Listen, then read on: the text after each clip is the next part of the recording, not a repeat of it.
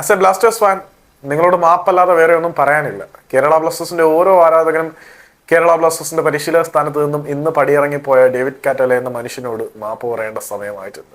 കാരണം മാനേജ്മെന്റ് കാണിക്കുന്ന പിഴവുകൾക്ക് നമ്മൾ ഈ മനുഷ്യനെ കൂടിയായിരുന്നു ഒരുപാട് കുറ്റപ്പെടുത്തിയത്.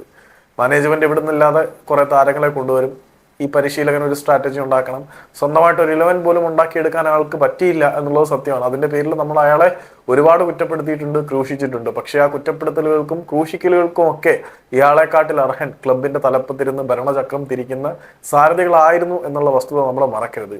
അദ്ദേഹം മാത്രമല്ല ബ്ലാസ്റ്റേഴ്സിനോട് വിട പറഞ്ഞ് പടിയിറങ്ങുന്നത്. ബ്ലാസ്റ്റേഴ്സിനോടേക്ക് അയാൾ കൂട്ടിക്കൊണ്ടു വന്ന ഗോൾ കീപ്പിംഗ് പരിശീലകനായിട്ടുള്ള അലക്സിസ് ഓർട്ടിസ്, അതുകൂടാതെ സ്ട്രെങ്ത് ആൻഡ് കണ്ടീഷനിങ് കോച്ചായിട്ടുള്ള അലക്സിസ് മോയസ്, അങ്ങനെ ഇത്രയും ആളുകളും കേരള ബ്ലാസ്റ്റേഴ്സിന്റെ പരിശീലകനായിട്ടുള്ള ഡേവിഡ് കാറ്റല പടിയിറങ്ങുമ്പോൾ കൂടെ ഇറങ്ങുന്നുണ്ട്. അങ്ങനെ ഒരു ക്ലബിൽ പോലും അദ്ദേഹത്തിന്റെ കാലാവധി പൂർത്തിയാക്കാൻ കഴിയാതെ ഡേവിഡ് കാറ്റല പടിയിറങ്ങുമ്പോൾ ആ മനുഷ്യൻ ബ്ലാസ്റ്റേഴ്സിന്റെ ആരാധകരോട് നീതി പുലർത്തി എന്നുള്ളതാണ് സത്യം. അദ്ദേഹം ആരാധകരോട് പറഞ്ഞു, ഞങ്ങളെ കൊണ്ടൊന്നും പറ്റില്ല, ഈ ആരാധകരെ ഞങ്ങൾ ഡിസർവ് ചെയ്യുന്നില്ല എന്നൊക്കെ.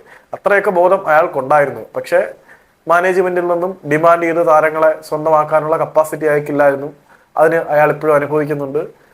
ലൂണയെ പോലെ നോയെ പോലെയുള്ള താരങ്ങളെ പറഞ്ഞു വിട്ടതിന് ഈ ഒരു പരിശീലകന്റെ തന്ത്രമായിരുന്നു, അല്ലെങ്കിൽ പരിശീലകന്റെ കാരണമായിരുന്നു എന്നൊക്കെ നാളെ ഇന്ന് ഇവാനെ കുറിച്ച് പറഞ്ഞതുപോലെ പറയാൻ മറ്റൊരു ബലിമൃഗം, ഒരു ബലിമൃഗം കൂടി ഇവിടെ ചോര ഒലിപ്പിച്ച് പടിയിറങ്ങുന്നു എന്ന ഈ പരിശീലകന്റെ വിടവാങ്ങലിനെ കുറിച്ച് പറയാനുള്ളൂ. We owe an apology mister Catala. By.